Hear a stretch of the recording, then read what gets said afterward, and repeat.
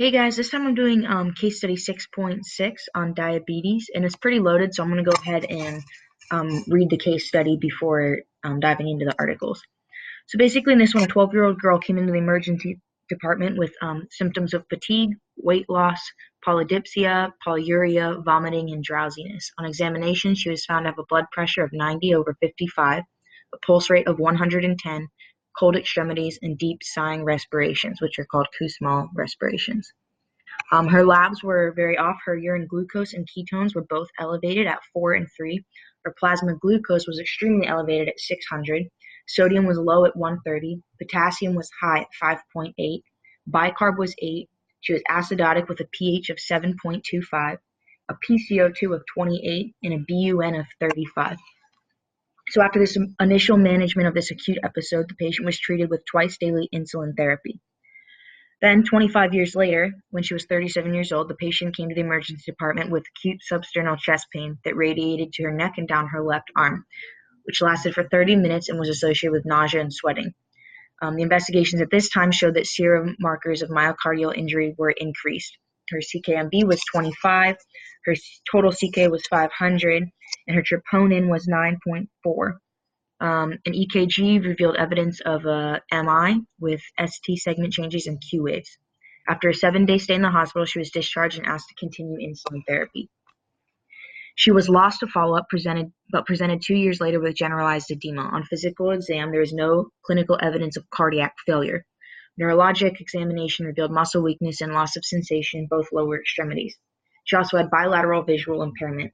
Her retinas were examined with a scope and revealed microaneurysms in the retinal vessels.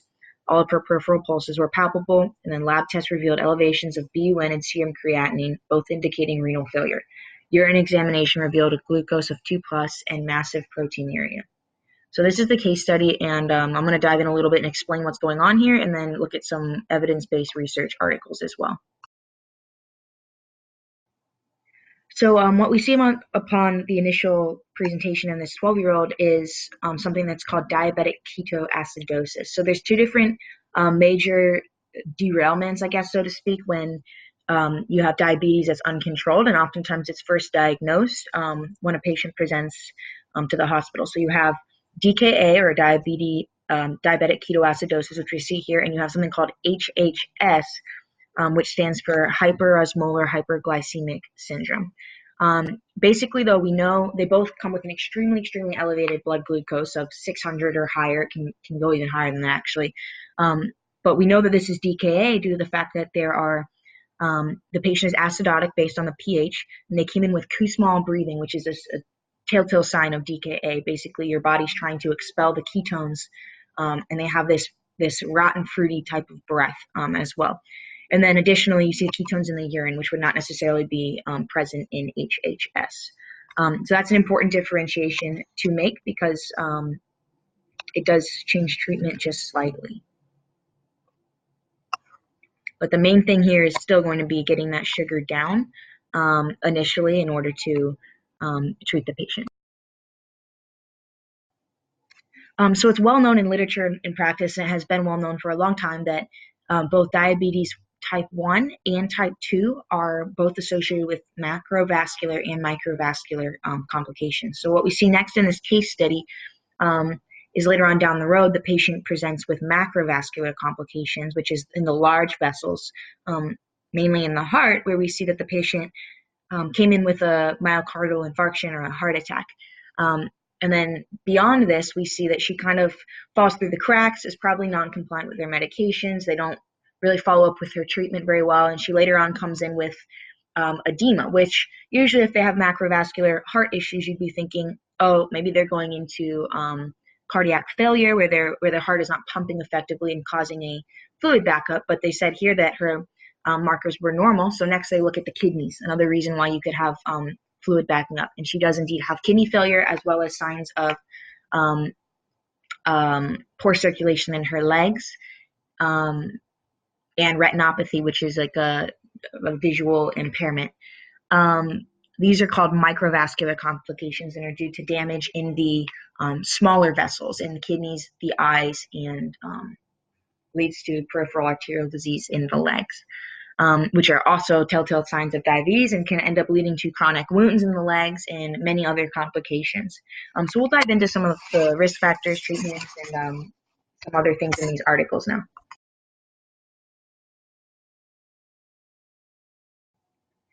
So this first article here is published by the Journal of Clinical Endocrinology and Metabolism, and it really speaks to the microvascular complications of diabetes, which does discuss hyperglycemia or high blood sugar as a major predictive factor of these vascular complications.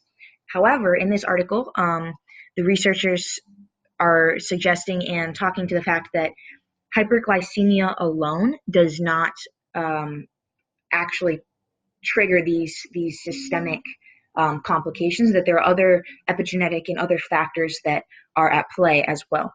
So basically this article is going through some of the molecular mechanisms of injury and some of the other risk factors such as hyperlipidemia and stuff of microvascular complications, but really it's arguing that hyperglycemia is actually inducing intracellular and extracellular changes that basically will trigger gene expression and protein function, and that is the mechanism that is happening that's causing cellular dysfunction and damage, which leads to these microvascular complications.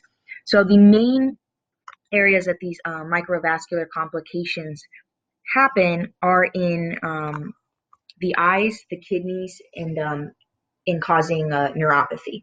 So you'll see retinopathy, nephropathy, and neuropathy. Those are the opathies involved in microvascular complications. So there are other areas affected. This article also does say that though hyperglycemia is not sufficient alone to cause these pathologies, that it is still a predictive risk factor, and that there are studies that clearly demonstrate that blood glucose control does delay the onset and retards the progression of diabetic microvascular complications. So it is still important. The main way to look at blood sugar control is hemoglobin A1C, which we don't ever see in the case study taken. When that lady had a macrovascular complication of the MI and she kind of fell through the cracks, it was at that time that she probably should have been evaluated for other risk factors involved, as well as she should have always kind of had a hemoglobin A1C to see if she was being compliant with her diabetes. And I would argue that the hemoglobin A1C, though it shows hyperglycemia, also shows compliance in other areas. If you're not compliant with your diabetic management, whether it's through insulin, but preferably also through diet and lifestyle modification, you're also not going to be compliant with other factors that put you at risk for things like metabolic syndrome, which is increased weight, insulin resistance, and goes hand in hand with this diabetes. So that's just an important point that this article is making. Another thing that this article mentions is oxidative stress, which I've talked about in some other case studies as well. But one of the main things with this oxidative stress and the cellular damage is inflammation, which in any sickness, any illness, usually when we get to the root of it, is caused by inflammation. So mediating this inflammation, mediating this and this oxidative stress that's put on the cells, whether it's the cells of your blood vessel lining or in your brain or in your heart, regardless of what it is, mediating this inflammation and mediating the factors that contribute to inflammation is vital in preventing the complications of diabetes. So the second article is an update from the American Diabetes Association, and it's concerning reducing cardiovascular risk in diabetes. It's a pretty comprehensive article. I'd actually really suggest giving it a read if you have time. It's a easy read. It's not super heady.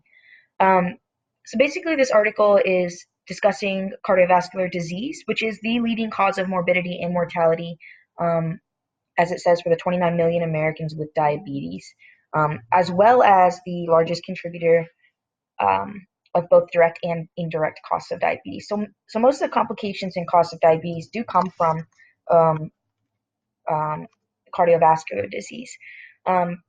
Really, this article is arguing for the benefits of lifestyle interventions, such as blood pressure management, physical activity, healthy diet, and then looking at managing diabetes with hemoglobin A1C levels as well.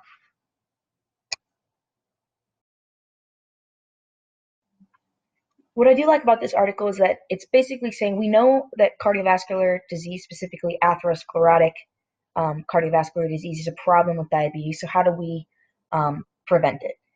Um, this article argues for screening of cardiovascular risk factors for patients with diabetes. So looking at whether they have dyslipidemia, hypertension, are they smokers, do they have a family history of premature coronary disease, and then do they have albuminuria assessed annually as they should. Um, and then they've looked at basically there are multiple studies that show that controlling individual cardiovascular risk factors does prevent the atherosclerotic complications or can help to delay them in significant part um, with diabetes. So it does argue for individualized care. It does argue for an individualized medical nutrition therapy and setting up these patients with a registered dietitian um, who can specifically manage patients that have um, diabetes. They do argue for the DASH diet, which is like a low sodium diet. They argue for a Mediterranean diet, which we've actually seen those with that follow a more Mediterranean diet do have lower lipid levels. They're and higher good cholesterol and lower bad cholesterol levels. So good HDL and low LDL. And then they've also discussed here plant-based diets as well as a way of um, um, lowering risk.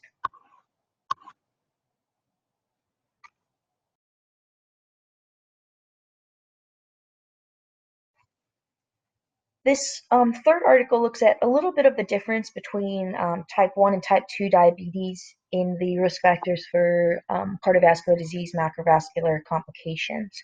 Um, so basically, what it's looking at is in type 2 diabetes, you really can't differentiate too much between hyperglycemia and hyperlipidemia as the cause for damage. It's really unclear in research which one is really causing the macrovascular complications because hyperlipidemia usually comes in the as well as the other risk factors of metabolic syndrome um, hand in hand or before the insulin resistance. So really, which is causing which, and which one has really caused the early onset of damage. So really, in this article, it's kind of looking at in that tight glycemic control might not really prevent the macrovascular damage because the damage is already being done via another mechanism. However, in type 1 diabetes, um, there is hyperglycemia before there's ever hyperlipidemia, which is a little less common early on. So perhaps this article is arguing that early control of sugar in type 1 diabetes might actually be helpful in mediating inflammation and atherosclerotic plaque um, that's caused by that or the disruption of that plaque um, due to like endothelial damage specifically because the hyperlipidemia is not in play yet.